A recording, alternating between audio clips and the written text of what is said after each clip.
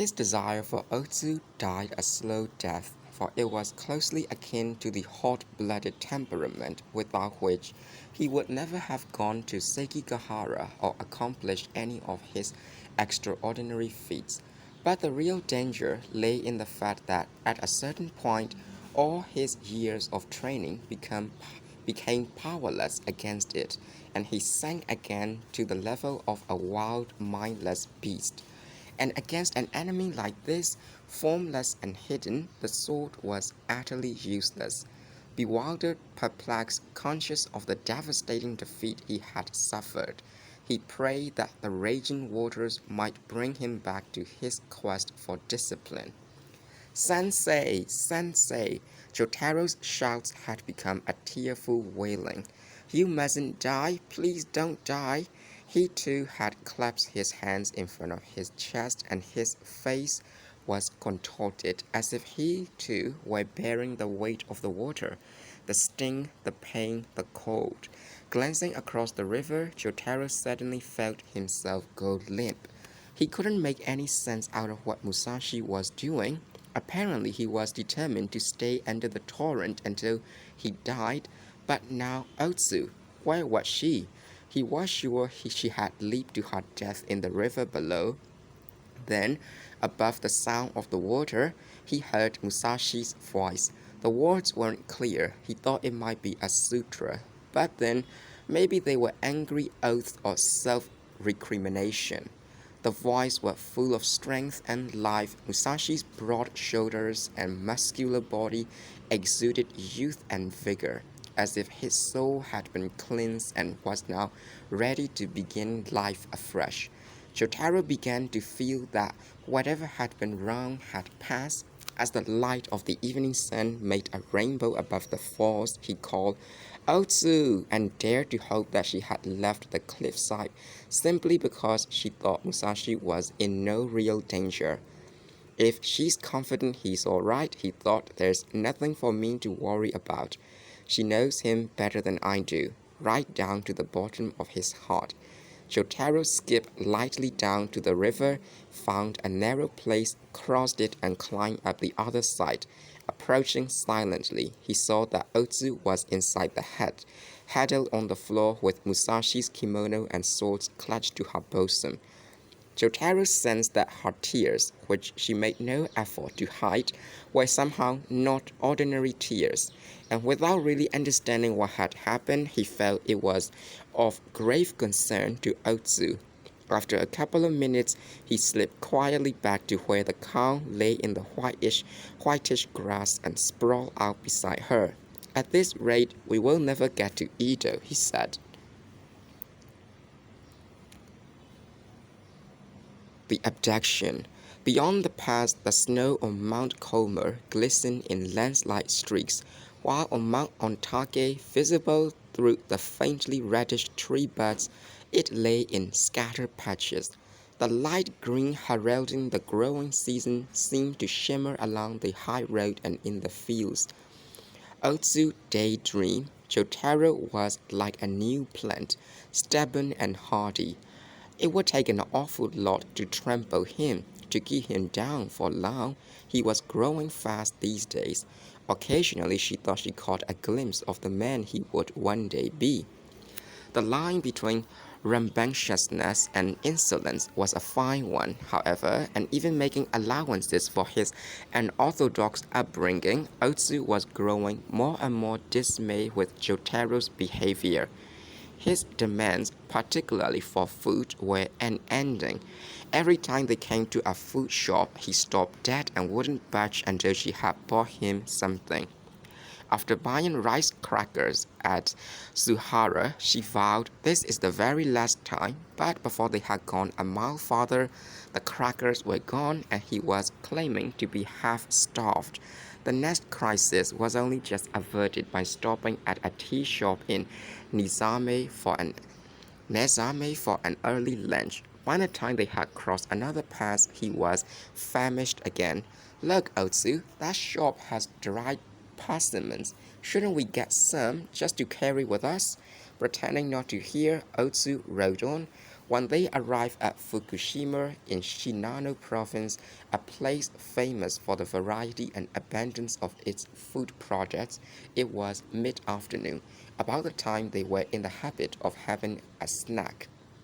Let's rest a while, he whined. Please. She paid no attention. Come on, Otsu, let's have some of those rice cakes coated with soybean flour. The ones they make here are famous. Don't you want any? Since he now had hold of the cow's rope, Otsu saw it was going to be difficult to get past the shop. Haven't you had enough? She said with annoyance. The cow, as if in secret alliance with Chotaro, stopped and began munching grass by the roadside. All right, snapped Otsu. If that's the way you are going to act, I'll go on ahead and tell Musashi. When she made as if to dismount, Jotaro burst into laughter, knowing perfectly well she wouldn't carry out her threat. Her bluff call, Otsu resignedly got off the cow, and together they went into the open-sided lean-to in front of the shop. Jotaro shouted an order for 2 servings, then went out to tether the cow. When he returned, Otsu said, You shouldn't have ordered any for me. I'm not hungry. You don't want anything to eat? No, people who eat too much turn into stupid pigs. Ah, I guess I'll have to eat yours too. You are shameless. His mouth was too full for his ears to hear. Presently, however, he paused long enough to shift his wooden sword to his back, where it wouldn't interfere with his expanding ribs. He began eating again, but all at once stuffed the last rice cake in his mouth and bolted for the exit. Through already, Otsu called after him. She laid some money on the table and started to follow him, but he returned and roughly shoved her back inside. Wait, he said excitedly, I just saw Matahachi. You couldn't have, she turned pale. What could he be doing around here? I have no idea. Didn't you see him? He had on a basket hat and he was staring straight at us. I don't believe it. Want me to bring him in here and prove it? You will do no such thing. Oh, don't worry. If anything happens, I'll go get Musashi. Otsu's pulse was beating wildly, but realizing that the longer they stood there, the farther ahead Musashi would have gone, she got back on the cow. As they started off, Jotaro said, I can't figure it out. Until we got to the waterfall at Magome, we were all as friendly as could be. Since then, Musashi has hardly said a word, and you haven't been talking to him either. What's the matter? When she said nothing, he went on, why is he walking ahead of us? Why do we sleep in different rooms now? Did you have a fight or something? Otsu couldn't bring herself to give him an honest answer, for she hadn't been able to give herself one. Did all men treat women the way Musashi had treated her, openly trying to force his love on her? And why had she rejected him so vehemently? Her distress and confusion now were, in a way, more painful than the illness from which she had but recently recovered. The fountain of love that had comforted her for years had suddenly turned into a raging waterfall. The memory of that other waterfall resounded in her ears, along with her own crying of distress and Musashi's angry protest. She could ask herself whether they would go on like this forever, never understanding each other, but while she was now trailing along behind him, trying not to lose sight of him, struck even her as illogical. Though out of embarrassment they kept apart and spoke rarely, Musashi showed no signs of breaking his promise to go with her to Edo. At the Kozenji, they turned onto another road. There was a barrier at the top of the first hill. Otsu had heard that ever since the Battle of Sekigahara, government officials have been examining travelers, particularly women, on this road with great thoroughness. But Lord Karasumaru's letters of introduction worked like a charm, and they passed the checkpoint without difficulty. As they reached the last of the tea shops on the far side of the barrier, Jotaro asked Otsu, what does Fugen mean? Fugen? Yeah, back there in front of a tea shop, a priest pointed at you and said you look like Fugen on a cow. What does that mean? I suppose he was referring to the Bodhisattva Fugen. That's the Bodhisattva that rides on an elephant, isn't it? In that case, I must be the Bodhisattva Monju. They are always together. A very gluttonous Monju, I should say. Good enough for a crying baby Fugen. Oh, you would say that? Why are Fugen and Monju always together? They are not a man and a woman. Intentionally or not, he was striking close again. Having heard much about these things while she was living at the Shippoji, Otsu could have answered the question in some detail, but she replied simply, Monju represents wisdom, Fugen devoted conduct. Stop! The voice was Matahachi's and it came from behind them. Sick with revulsion, Otsu thought the coward. She turned and stared frigidly at him. Matahachi glared back, his feelings more maddened than ever. At Nakatsugawa, it had been pure jealousy, but he had continued to spy on Musashi and Otsu. When he saw that they were keeping apart, he interpreted this as an attempt to deceive people and imagine all sorts of scandalous goings on when they were alone. Get down, he commanded. Otsu stared at the cow's head, unable to speak. Her feeling toward him had settled once and for all into hatred and contempt. Come on, woman, get down. Though she burned with indignation, she spoke coldly. Why, I have no business with you. Is that so? He growled menacingly, taking hold of her sleeve. You may not have any business with me, but I have business with you. Get down. Jotaro let go of the rope and shouted, Leave her alone. If she doesn't want to get off, why should she? Holding his arms straight out, he batted Matahachi's chest. What do you think you are doing, you little bastard? Thrown off balance, Matahachi readjusted his feet in his sandals and raised his shoulders threateningly. I thought I had seen your ugly face somewhere. You are the tramp from the sake shop in Kitano. Yeah, and now I know why you were drinking yourself silly. You were living with some old bitch and you didn't have the guts to stand up to her. Isn't that the truth? Jotaro couldn't have touched a more tender spot. You snot-nosed rant, Matahachi snatched at his collar, but Jotaro ducked and came up on the other side of the cow. If I'm a snot-nosed rant, what does that make you? Snot-nosed oaf, scared of a woman. Matahachi darted around the cow, but again Jotaro slipped under the animal's belly and came up on the other side. This happened 3 or 4 times before Matahachi finally managed to latch on to the boy's collar. Alright, just say that one more time. Snot-nosed oaf, scared of a woman. Jotaro's wooden sword was only half drawn when Matahachi got a good grip and sent him sailing well away from the road into a clump of bamboo. He landed on his back in a small stream, stunned and only barely conscious. By the time he recovered enough to crawl like an eel back to the road, it was too late. The cow was loping heavily along the road, Otsu still on her back, Matahachi running ahead with the rope in his hand. Bastard, moaned Jotaro, stung by his own helplessness. Too dazed to get to his feet, he lay there fuming and cursing. On a hill a mile or so ahead, Musashi was resting his feet and idly wondering whether the clouds were moving or, as they seemed, were permanently suspended between Mount Como and the broad foothills below. He started as though at some wordless communication, shook himself and straightened up. His thoughts were really on Otsu, and the more he thought, the angrier he became. Both his shame and his resentment had been washed away in the swollen basin under the falls, but as the days passed, the doubts kept coming back. Had it been wicked of him to reveal himself to her? Why had she rebuffed him, shrunk from him as though she despised him? Leave her behind, he said out loud, yet he knew he was only deceiving himself.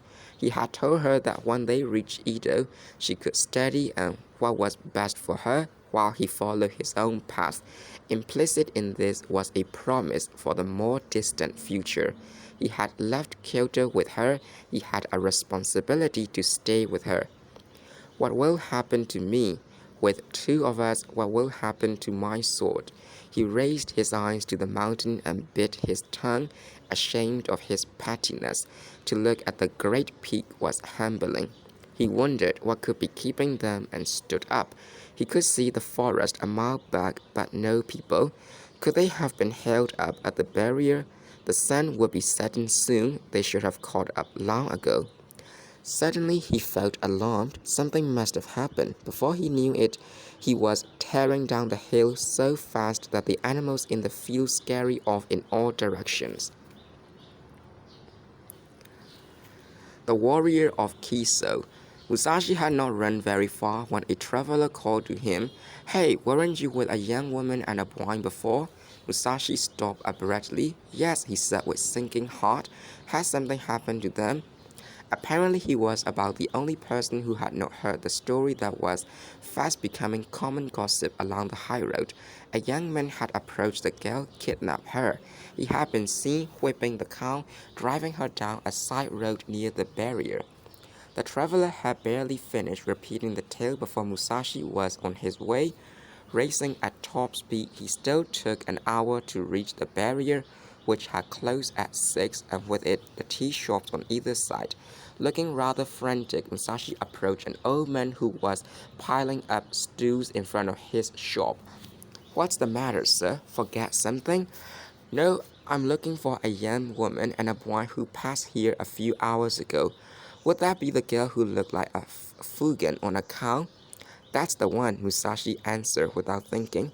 "I'm told a Ronin took her off somewhere. Do you know which way they went?" "I didn't actually see the incident myself, but I heard they left the main road at the head burying mound. That would take them toward Nobu Pond." For the life of him, Musashi had no idea who might have kidnapped Otsu or why. Matahachi's name never entered his mind. He imagined it might be a good-for-nothing Ronin, like the ones he had encountered in Nara. Or perhaps one of the freebooters reputed to be hanging out in the woods hereabouts. He only hoped it was a petty crook, rather than one of the hoodlums who made a business of abducting and selling women and were known to be vicious on occasion. He ran on and on in his search for Nobu Pond. After the sun went down, he could hardly see a foot ahead, though the stars were bright above. The road began to slope upward. He assumed he was entering the foothills of Mount Comer. Having seen nothing resembling a pond and fearing he was on the wrong road, he stopped and looked around. In the vast sea of blackness, he was able to make out a lone farmhouse, a windbreak of trees, and looming darkly above these, the mountain. When he got closer, he saw that the house was large and sturdily built, though moss grew on the thatched roof and the thatch itself was rotten. There was a light outside, whether torch or fire he couldn't tell, and near the kitchen a spotted cow. He was sure it was the animal Otsu had been riding. He approached stealthily, keeping to the shadows. When he was close enough to see into the kitchen, he heard a loud male voice coming from a shed on the other side of some piles of straw and firewood. "Put up your work, mother," the man was saying. "You are always complaining about your eyes being bad, but you go on walking practically in the dark." There was a fire in the hearth room next to the kitchen, and Musashi thought he heard the whir of a spinning wheel. After a moment or two, the sound stopped, and he heard someone moving about. The man came out of the shed and closed the door behind him. "I will be in as soon as I've washed my feet," he called. "You can go ahead and put dinner on." He placed his sandals on a rock by a stream flowing behind the kitchen. As he sat wiggling his feet in the water, the cow put her head close to his shoulder. He rubbed her nose. "Mother," he called, "come here a minute. I made a real find today." "What do you think it is?" "It's a cow, a really fine one, too." Musashi made his way quietly past the front door of the house. Crouching on a stone beneath a side window, he looked into what turned out to be a hearth room. The first object he saw was a lance hanging from a blackened rack near the top of the wall, a fine weapon that had been polished and lovingly cared for. bits of gold shone dully on the leather of its scabbard. Musashi did not know what to make of it. It was not the sort of thing usually found in a farmer's house. Farmers were forbidden to have weapons, even if they could afford them. The man appeared for a moment in the light of the outside fire. At a glance, Musashi knew he was no ordinary peasant. His eyes were too bright, too alert. He wore a knee-length work kimono and matte spatter leggings. His face was round and his bushy hair was tied in back with 2 or 3 lengths of straw. Though he was short, no more than 5 feet 6, he was thick-chested and solidly built. He walked with firm, decisive steps. Smoke began to escape from the window. Musashi raised his sleeve to cover his face, but too late.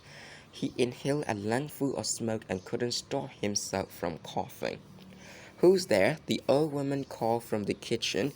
She came into the hearth room and said, "Konosuke, did you shut the shed? There seems to be a millet thief around. I heard him cough." Musashi slipped away from the window and hid himself among the trees of the windbreak.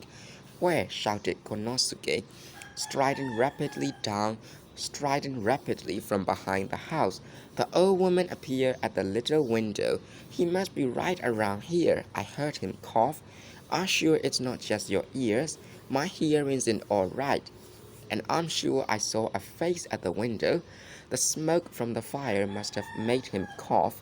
Slowly, suspiciously, Konosuke advanced 15 or 20 paces, looking carefully to right and left, as though he were a sentinel guarding a fortress. "You may be right," he said. "I seem to smell a human being." Taking his cue from the look in Konosuke's eyes, Musashi bided his time. There was something about the man's posture, something that said it was best to be cautious. He seemed to be leaning slightly forward from the waist. Musashi could not make out what sort of weapon he was carrying, but when he turned, Musashi saw he had a 4-foot staff behind his back. No ordinary pole it had been. It had the sheen of a much-used weapon and seemed to be an integral part of the man's body. There was no question in Musashi's mind but that he lived with it day in and day out and knew exactly how to use it. Moving into view, Musashi shouted, "You, whoever you are, I've come for my companions." Konosuke glared silently at him. "Giving back the woman and boy you kidnapped on the high road. If they are unharmed, we will let it go at that, but if they have been injured, you are in for it." The snow melt feeding the streams in this area gave the breeze a sharp edge, which somehow emphasized the silence. "Turn them over to me now." Musashi's voice bit more sharply than the wind. Konosuke had what was called a reverse hold on his staff, his hair standing up like a hedgehog's. He straightened to his full height and shouted, "You horse turd, who are you calling a kidnapper?" You must have seen the boy and woman were unprotected, so you kidnapped them and took them here. Bring them out." The staff came away from Konosuke's side in a movement so rapid, Musashi could not tell where the man's arm ended and the weapon began. Musashi jumped aside. "Don't do anything you will regret," he warned, then withdrew several paces. "Who do you think you are, you crazy bastard?" As Konosuke spat out his reply, he moved swiftly into action again, determined not to give Musashi a moment's rest. When the latter shifted 10 paces, he covered the same distance simultaneously. Twice, Musashi started to move his right hand to the hilt of his sword, but both times he stopped. During the instant when he grabbed his sword, his elbow would be exposed. Musashi had seen the swiftness of Konosuke's step and knew he wouldn't have time to complete the movement. He saw, too, that if he allowed himself to make light of his stocky opponent, he would be in trouble. And if he didn't remain calm, even taking a breath could endanger him.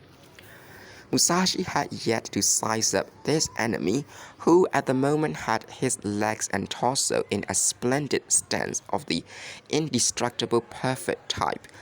Musashi was already beginning to feel that this farmer had a technique superior to that of any expert swordsman he had encountered so far, and a look in his eyes suggested he had mastered that way which Musashi was forever seeking. But he had little time for assessment. Strike followed strike almost by the second, as one curse after another poured from Konosuke's mouth. Sometimes he used both hands, sometimes only one, executing with flowing dexterity the overhead strike, the lateral strike, the thrust, and the shift. A sword being distinctly divided into blade and hilt only has one point, but either end of a staff can be applied lethally. Konosuke was wielding the staff with the same agility as a candy maker handling taffy. Now it was long, now short, now invisible, now high, now low, seemingly everywhere at once. From the window, the old woman urged her son to be careful. Konosuke, he doesn't look like an ordinary samurai. She seemed to be as involved in the fight as he was.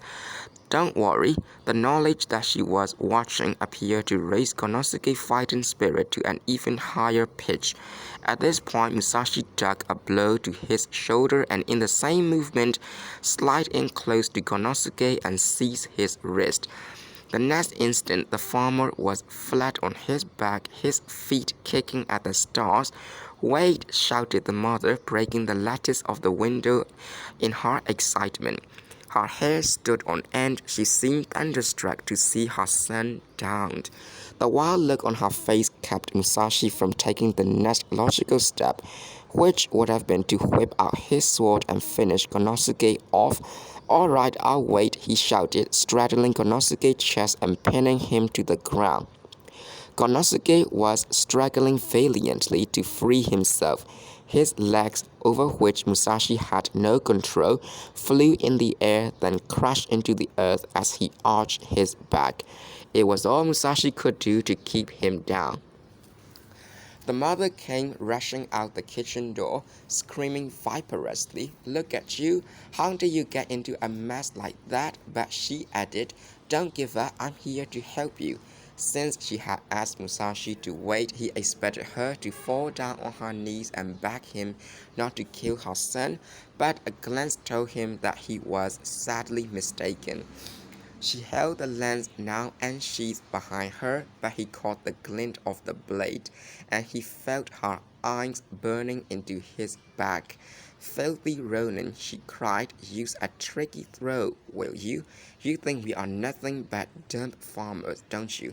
Musashi couldn't turn to ward off an attack from behind because of the way Konosuke was squirming about trying to put Musashi in a position advantageous to his mother.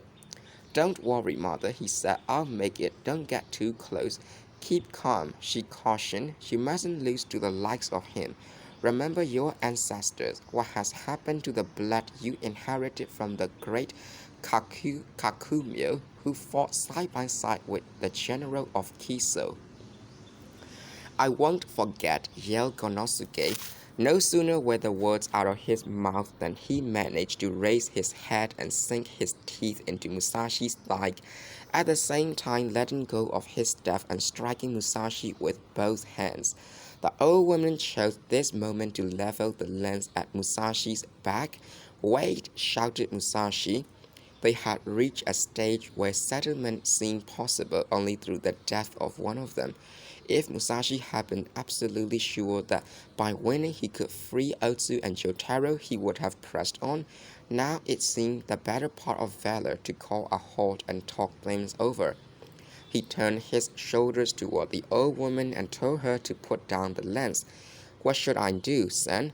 Konosuke was still pinned to the ground, but he was also having second thoughts.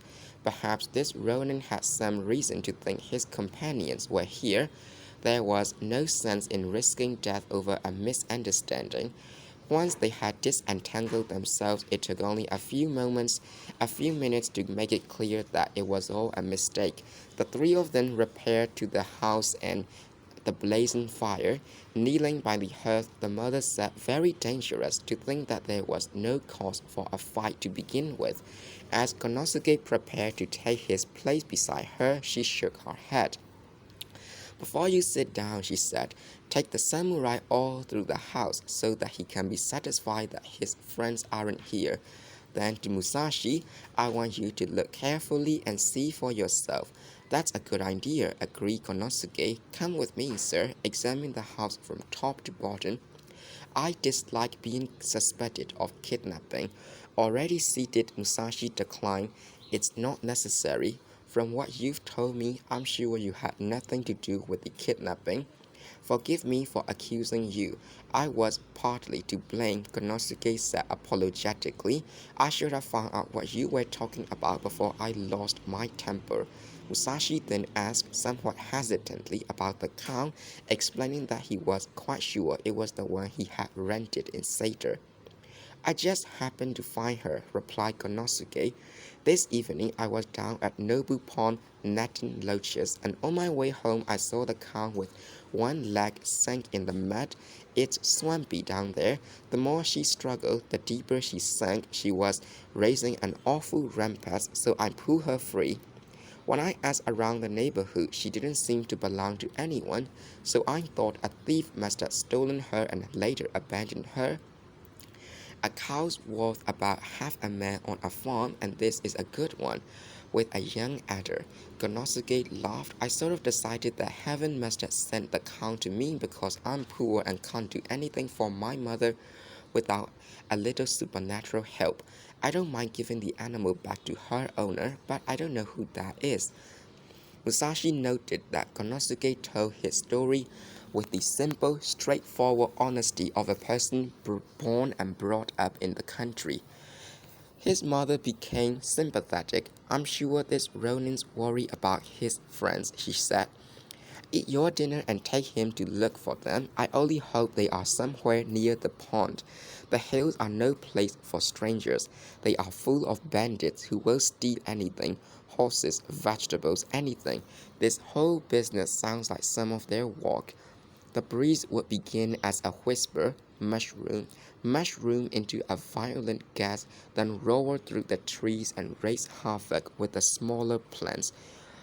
During a lull that left only the ominous silence of the stars above, Konosuke held the torch high and waited for Musashi to catch up with him.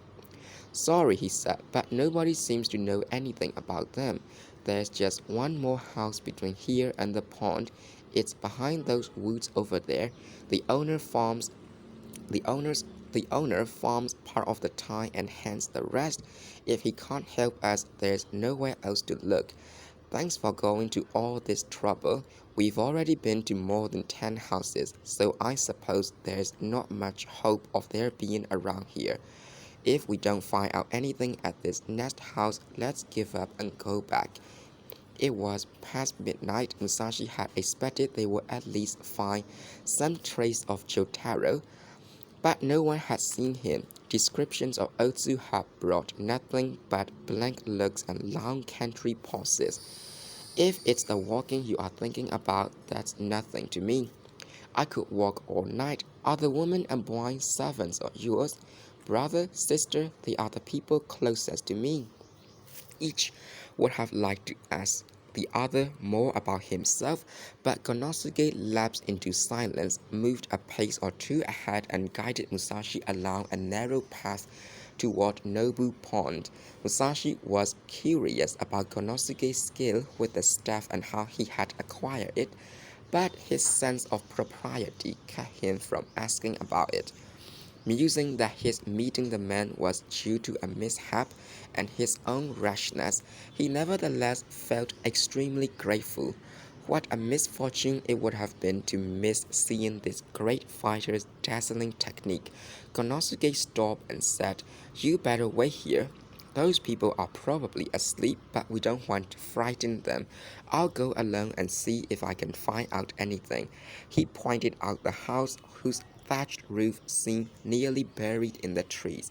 A rustling of bamboo accompanied his running footsteps. Presently Musashi heard him knocking loudly on the door. He returned a few minutes later with a story that seemed to give Musashi his first real lead. It had taken him a while to make the man and his wife understand what he was asking about, but finally the wife told him of something that had happened to her that afternoon. A little before sundown, on her way home from shopping, the woman had seen a boy running toward Yabuhara, hands and face covered with mud and a long wooden sword in his obi. When she stopped him and asked what was wrong, he responded by asking her where the office of the shogun's deputy was. He went on to tell her that a bad man had carried off the person he was traveling with. She advised him that he was wasting his time. The shogun's officers would never on their own organize a search for a person of no consequence. If it was somebody great or important, or if they had orders from above, they would turn every dollop of horse manure, every grain of sand, but they had no use for common folk. Anyway, for a woman to be kidnapped or a traveler to be stripped clean by highwaymen was nothing unusual. Things like that happened morning, noon, and night. She had told the boy to go past Yabuhara to a place called Narai. There at an intersection it was easy to see he would find a wholesale house dealing in herbs. It was owned by a man named Daiso, who would listen to his story and in all likelihood offer to help him. Unlike the officials, Daiso not only sympathized with the weak, but would go to great lengths to help them if they thought their cause was worthy. Konosuke ended by saying, "It sounded to me as though the boy was Jotaro. What do you think?" "I'm sure of it," said Musashi. "I suppose the best thing to do would be to go to Narai as quickly as possible and look up this man Daiso. Thanks to you, I at least have an idea what to do." "Why not spend the rest of the night at my house? You can start out in the morning after you have had some breakfast." "May I do that?" "Sure. If we cross Nobu Pond, we can get home in less than half the time it took us to get here." I asked the man and he said we could use his boat. The pond at the end of a short downhill walk looked like a gigantic drum head. Encircled by purple willow trees, it must have been 12 or 1300 yards in diameter. The dark shadow of Mount Comer was reflected in the water, along with a sky full of stars. With Musashi holding the torch and Konosuke pulling, they slide silently across the middle of the pond. Far redder than the torch itself was its reflection in the smooth water. Poisonous fangs. From a distance, the torch and its reflection suggested a pair of firebirds swimming across the serene surface of Nobu Pond. "Somebody coming," whispered Matahachi. "All right, we'll go this way," he said, tugging at the rope he had tied Otsu with. "Come on." "I'm not going anywhere," protested Otsu, digging in her heels. "Stand up." With the end of the rope, he lashed her across the back, then lashed and lashed again, but every stroke reinforced her resistance. Matahachi lost heart. "Come on now," he implored. "Please walk." When she still refused to stand, his anger flared again and he seized her by the collar. "You will camp whether you like it or not." Otsu tried to turn toward the pond and scream, but he quickly gagged her with a hand towel. Eventually he managed to drag her to a tiny shrine hidden among the willows. Otsu, yearning to have her hands free to attack her abductor, thought how wonderful it would be to be transformed into a snake, like the one she could see painted on a plaque. It was coiled around a willow, hissing at a man who was putting a curse on it. That was lucky. Sighing with relief, he pushed her into the shrine and leaned heavily against the outside of the grill door, intently watching the little boat coast into an inlet some 400 yards away. His day had been totally exhausting. When he had tried to use brute force to take her, she had made it clear she would rather die than submit. She had even threatened to bite off her tongue, and Matahachi knew her well enough to know it was no empty threat. His frustration brought him to the verge of committing murder, but the very notion sapped his strength and cooled his lust. He couldn't fathom why she left Musashi instead of him when it had for so long been the other way around.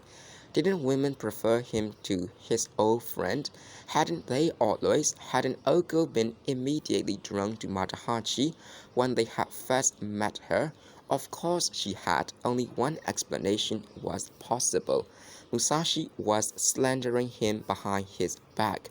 Pondering his betrayal, Matahachi walked himself into a fury. What a stupid, gullible ass I am. How could I have let him make such a fool of me?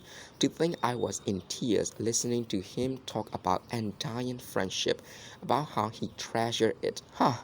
He upbraided himself for ignoring Sasaki Kojiro's warning, which resounded in his ears. Trust that scoundrel Musashi and you will live to regret it. Until today he had wavered between liking and disliking his childhood friend, but now he loathed him. And although he couldn't bring himself to voice it, a solemn prayer for Musashi's eternal damnation took form in his heart. He had become convinced that Musashi was his enemy, born to thwart him at every turn and eventually destroy him. The lousy hypocrite, he thought. He sees me after such a long time and starts preaching about being a real human being. Tells me to back up, that we will go on from here hand in hand, friends for life. I remember every word, can see him saying it all so sincerely. It makes me Sincerely, it makes me sick just to think about it. He was probably laughing to himself the whole time. The so-called good people of this world are all phonies like Musashi, he reassured himself. Well, I see through them now. They can't fool me anymore. Studying a lot of silly books and putting up with all sorts of hardship just to become another hypocrite is nonsense. From now on, they can tell me whatever they please. If I have to be a villain to do it, one way or another, I will stop that bastard from making a name for himself. For the rest of his life, I will stand in his way. He turned around and kicked the grill door in, then he untied her gag and sat coldly. Still crying, are you? She did not answer. Answer me. Answer the question I asked you before. Enraged by her silence, he kicked her dark form on the floor. She moved out of range and said, I have nothing to say to you. If you are going to kill me, do it like a man. Don't talk like a fool. I've made up my mind. You and Musashi have ruined my life and I'm going to get even no matter how long it takes. That's nonsense. Nobody led you astray but you yourself. Of course, you may have had a little help from that Oko woman. Watch what you're saying. Oh, you and your mother. What is it about your family? Why do you always have to go around hating somebody? You talk too much. What I want to know is, are you going to marry me or not? I can answer that question easily. Well, answer then. Throughout this lifetime and the eternal future, my heart is bound to one man, Miyamoto Musashi. How can I possibly care for anyone else, let alone a weakling like you? I hate you. A trembling swept over his body. With a cruel laugh, he said, So you hate me, do you? Well, that's too bad, because whether you like me or not, from this night on, your body is mine. Otsu shook with anger. You still want to be difficult about it? I was brought up in a temple. I never saw my father or mother. Death doesn't frighten me in the least. Are you joking? He growled as he dropped to the floor beside her and pressed his face toward hers. Who said anything about death? Killing you wouldn't give me any satisfaction. This is what I'm going to do. Seizing her shoulder and her left wrist, he sank his teeth right through her sleeve and into her upper arm. Screaming and writhing about, she tried to free herself, but only tightened the hold of his teeth on her arm. He did not release her even when blood dribbled down to the wrist he was holding. Face stark white, she fainted from the pain. Feeling her body grow limp, he let go and hastily forced open her mouth to make sure she hadn't actually bitten off her tongue. Her face was bathed in sweat. Otsu, he wailed, "Forgive me." He shook her until she came to. The moment she was able to speak, she stretched out full length and groaned hysterically. "Oh, it hurts so. Jotaro, Jotaro, help me." Matahachi, pale and gasping for her breath, said, "Does it hurt? Too bad. Even after it heals, the mark of my teeth will be there for a long time. What will people say when they see that? What will Musashi think? I put that there as a brand so everyone will know that one of these days you will belong to me. If you want to run away, run, but you will never stop being reminded of me." In the dark shrine, slightly hazy with dust, the silence was broken only by Otsu sobbing. "Stop blabbering, it gets on my nerves. I'm not going to touch you. So just be quiet. Do you want me to bring you some water?" He took an earthen bowl from the altar and started to go out. He was surprised to see a man standing outside looking in. When the man took to his heels, Matahachi bounded through the door and grabbed him. The man, a farmer on his way to the wholesale market in Shiojiri with several sacks of grain packed on his horse back, fell at Matahachi's feet, quaking with terror. "I wasn't going to do anything. I just heard a woman crying and looked in to see what happened." "Is that so? Are you sure?"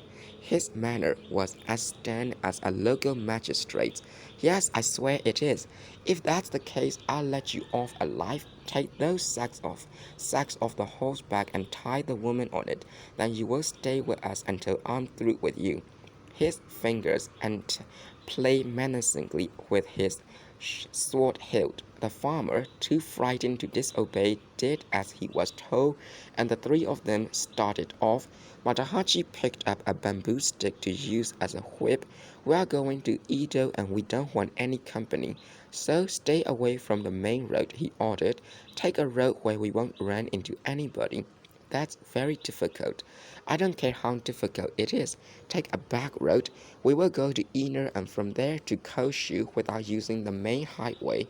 But that means climbing a very bad mountain path from Ubagami to Gombe Pass. Alright, start climbing and don't try any tricks or I'll split your skull open. I don't particularly need you. All I want is the horse. You should be thankful I'm taking you along." The dark path seemed to get steeper with every step. By the time they reached Ubagami, about halfway up, both men and horse were ready to drop. Beneath their feet, clouds billowed like waves. A faint trace of light tinged the eastern sky. Otsu had ridden all night without uttering a word, but when she saw the rays of the sun, she said quietly, "Matahachi, please let the man go. Give him back his horse. I promise not to run away." Matahachi was reluctant, but she repeated her plea a third and fourth time, and he gave in. As the farmer went away, Matahachi said to Otsu, "Now you just come along quietly and don't try to escape." She placed her hand over the injured arm and biting her lip said, "I won't. You don't think I want anyone to see the marks of your venomous fangs on me, do you?" A maternal warning. "Mother," said Konosuke, "you are going too far. Can't you see I'm upset too?" He was weeping. The words came in spots. "Shh, you'll wake him." His mother's voice was soft but stern. She might have been scolding a 3-year-old. "If you feel so bad, the only thing to do is get a firm grip on yourself and follow the way with all your heart. Crying won't do any good. Besides, it's unbecoming. Wipe your face. First, promise you will forgive me for that shameful performance yesterday. Well, I couldn't help scolding you, but I suppose after all, it's a matter of skill. They say the longer a man goes without facing a challenge, the weaker he becomes. It's only natural you lost. Hearing that from you makes it all the worse. After all your encouragement, I still lost. I see now I don't have the talent or spirit to be a real warrior. I will have to give up the martial arts and be content with being a farmer. I can do more for you with my hoe than I can with my staff. Musashi was already awake. He sat straight up, amazed that the young man and his mother had taken the skirmish so seriously. He himself had already brushed it off as a mistake on his part as well as Konosuke. What a sense of honor, he mumbled as he crept quietly into the next room. He went to the far side and put his eye to the crack between the shoji panels. Faintly lit by the rising sun, Konosuke's mother was seated with her back to the Buddhist altar. Konosuke was kneeling meekly before her, his eyes downcast and his face streaked with tears. Grabbing the back of his collar, she said with vehemence, "What did you say? What's this about spending your life as a farmer?" Pulling him closer until his head rested on her knees, she continued in an outraged tone, "Only one thing's had kept me. Only one thing's kept me going all these years. The hope that I could make a samurai of you and restore our family's good name. So I had you read all those books and learn the martial arts, and that's why I've managed to live all these years on so little. And now you say you are going to throw it all away." She too began to weep. "Since you let him get the best of you, you have to think of vindicating yourself. He's still here when he wakes up. Challenge him to another bout. That's the only way you can regain your self-confidence." Konosuke, lifting his head, said sadly, "If I could do that, mother, I wouldn't feel the way I do now. What's the matter with you? You are not acting like yourself. Where's your spirit? Last night when I went with him to the pond, I kept my eye open for a chance to attack him. But I couldn't bring myself to do it. I kept telling myself he was only a nameless ronin. Still, when I took a good look at him, my arm refused to move. That's because you are thinking like a coward." "What of it? Look, I know I've got the blood of a Kiso samurai in me. I haven't forgotten how I prayed before the god of Ontake for 21 days. Didn't you swear before the god of Ontake that you will use your staff to create your own school?" "Yes, but I guess I have been too complacent. I haven't considered that other men know how to fight too. If I'm as immature as I showed myself to be yesterday, how could I ever establish a school of my own? Rather than live in poverty and see you hungry, it would be better to break my stuff in half and forget about it. You have never lost before, and you have had a number of matches. Maybe the god of Ontake intended yesterday's defeat as a lesson to you. Maybe you are being punished for being overconfident. Giving up the stuff to take better care of me isn't the way to make me happy. When that Ronin wakes up, challenge him. If you lose again, then's the time to break your stuff and forget your ambitions." Musashi went back to his room to give the matter some thought. If Konosuke challenged him, he would have to fight, and if he fought, he knew he would win. Konosuke would be crushed, his mother heartbroken. "There's nothing to do but avoid it," he concluded. Noiselessly sliding open the door to the veranda, he went out. The morning sun spilled a whitish light through the trees. In the corner of the yard near a storehouse stood the cow, grateful for another day and for the grass growing at her feet. Bidding the animal a silent farewell, Musashi went through the windbreak and strode off on a path winding through the fields. Mount Comer today was visible from top to bottom. The clouds were countless, small and cottony, each of a different shape, all playing freely in the breeze.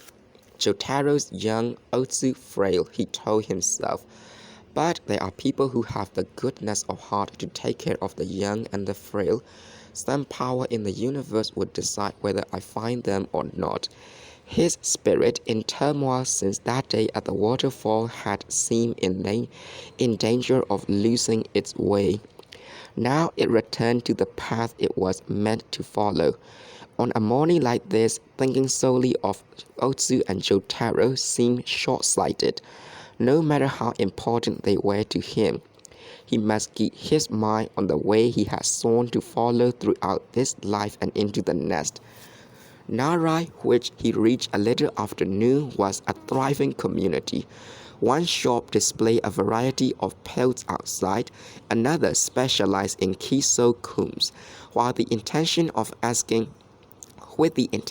of asking his way, Musashi stuck his head into a shop that sold medicine and made for bear's gall. Medicine made from bear's gall. There was a sign reading "The Big Bear," and by the entrance a large bear in a cage. The proprietor, his back turned, finished pouring himself a cup of tea and said, "Can I help you? Could you tell me how to find the store belonging to a man named Daiso?" "Daiso, he's down at the next crossroads." The man came out holding his cup of tea and pointed down the road. Catching sight of his apprentice returning from an errand, he called, "Here, this gentleman wants to go to Daiso's place. He might not recognize it, so you better take him there." The apprentice, whose head was shaved so as to leave one shock of hair in front and another in back, but none on top, marched off with Musashi in tow.